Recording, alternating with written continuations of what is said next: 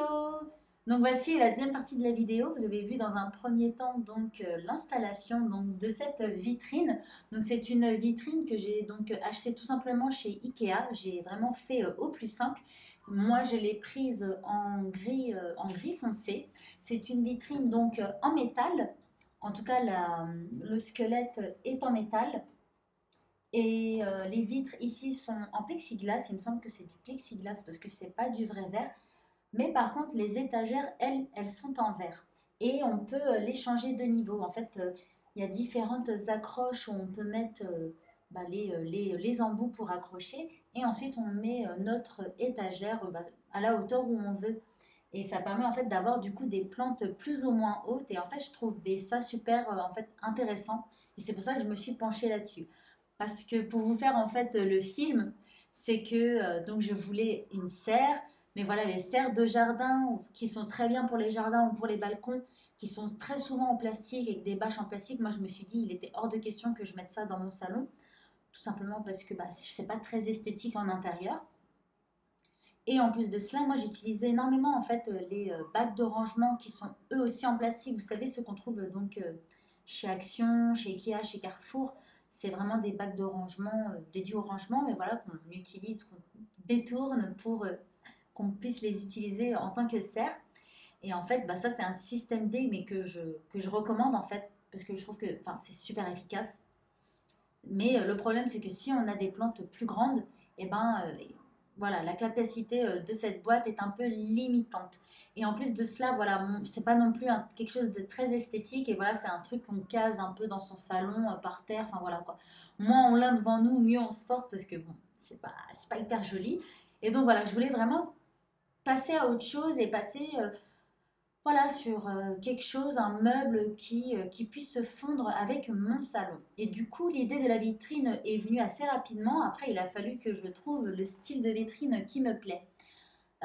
Et en plus, au fur et à mesure que je cherchais, donc je me suis inspirée, donc bien sûr sur Instagram, parce que pour moi, je trouve que c'est très important en fait de voir l'objet, le meuble dans le contexte, en contexte. En fait, il faut qu'il soit contextualisé, sinon j'ai du mal à me projeter et à savoir si ça va me plaire dans mon intérieur. Donc voilà, j'ai regardé pas mal de photos. C'est des choses qu'on fait notamment sur Pinterest pour s'inspirer, pour voir comment on veut décorer notre appartement, notre intérieur, quel papier peint on veut, quelle couleur de canapé on veut, quel type de chaise on veut. Enfin voilà, tout plein de choses. Et voilà, je trouve ça très pratique en fait de regarder les photos de personnes en fait qui vivent dans ces intérieurs-là. Et voilà, on voit donc le contexte dans lequel le meuble est posé et situé. Et du coup, en fait, j'ai beaucoup apprécié donc cette vitrine-ci. Et j'ai donc sauté le pas et je me la suis donc procurée. Et du coup aussi, au fur et à mesure de mes recherches, j'ai vu qu'il y avait donc les terrariums. Du coup, j'hésitais entre la vitrine et le terrarium. Donc, c'est pas le petit terrarium qui a une jolie forme de bocal avec son bouchon en liège. C'est pas du tout ce genre de terrarium, c'est plutôt le terrarium pour animaux. Donc, c'est quelque chose de beaucoup plus grand. Hein.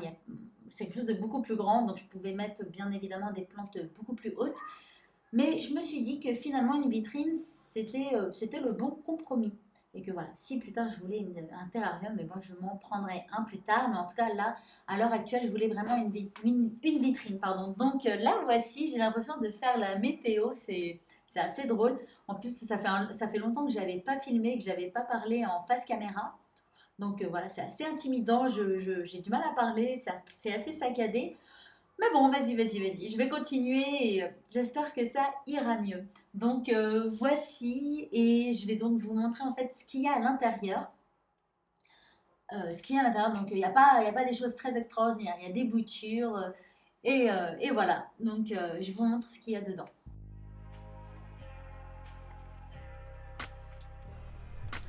Donc voici la vitrine donc, qui se ferme avec une petite clé. Donc comme vous voyez, il y a deux étagères.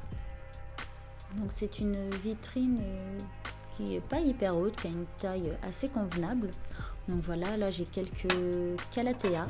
J'ai mon calathea velours, donc la tête que j'ai bouturée. Ici j'ai une Maranta Loconera fascinator.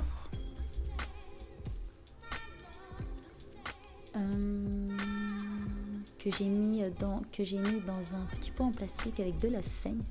D'ailleurs, la plupart de mes boutures sont en sphaigne. Donc là, c'est une de mes toutes premières boutures, une bouture de feuilles de bégonia. Donc elle ne poussait plus et depuis que je l'ai mise dans la serre, elle me fait des nouvelles petites feuilles. Ici, c'est donc des boutures de tronçons de mon Scindapsus pictus exotica. Il me semble que c'est cette variété. Donc voilà, j'avais une longue liane et je me suis dit, allez, pourquoi pas la bouturer. Du coup, j'en ai fait plusieurs. Il y en a pas mal et elles sont toutes aussi dans de la sphaigne. Quand on descend, on a ici mon Rhaphidophora tetrasperma que lui j'ai mis dans de l'eau. Donc vous voyez les racines déjà, elles sont assez bien développées.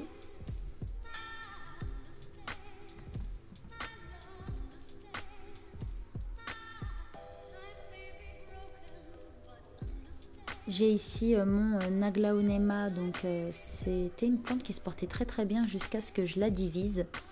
Donc elle a complètement dépéri, je me suis dit bon allez, je vais la bouturer, la mettre en eau et là elle me fait des petites racines, donc on verra bien. Là c'est une bouture de mon Ficus audrey, donc c'est la seule petite bouture qui reste de cette plante parce que je me suis séparée de la plante mère. Ici donc mon Philodendron scandène-mican. Donc ça fait déjà plusieurs mois, je crois un bon gros mois qu'il est en eau. Et il n'a pas fait beaucoup de racines, d'ailleurs il n'y a que une tige qui m'a fait une toute petite racine là. Enfin voilà, ça met énormément de temps à bouturer. Là c'est en eau, peut-être qu'il faudrait que je le mette en sphaigne. Voilà, je ne sais pas ce que vous me conseillez, si je la laisse, j'attends encore, ou alors peut-être que la sphaigne ça va stimuler la pousse. Donc là, un Peperomia Hope que je voudrais donc vous faire gagner pour un concours.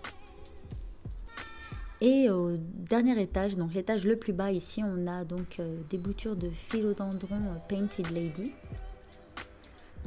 Ici, c'est mon Philodendron Birkin, donc celui qui avait été attaqué par des trips. Donc voilà, elles sont toutes parties les trips et je la mets en serre histoire qu'elles reprennent du poil de la bête. Et j'ai donc divisé donc des rejets de ce Philodendron Birkin. Donc j'ai 3 mini Birkin qui se portent plutôt bien et qui sont dans de la sphaigne aussi. Et voilà, j'ai hâte de les voir grandir. Donc je vous montre à peu près à quoi ça ressemble quand c'est tout bébé. Donc c'est plutôt vert, hein. Il n'y a pas les feuilles encore avec les rainures crème ou blanches. Donc c'est la surprise, à savoir si ça va être un Birkin plutôt blanc ou plutôt crème.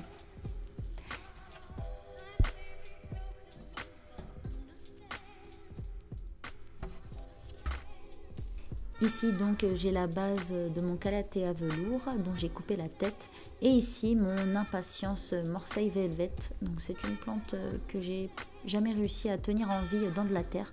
Là elle est en hydroculture et elle a l'air de plutôt apprécier. Donc voilà le petit tour donc de ma station de bouturage.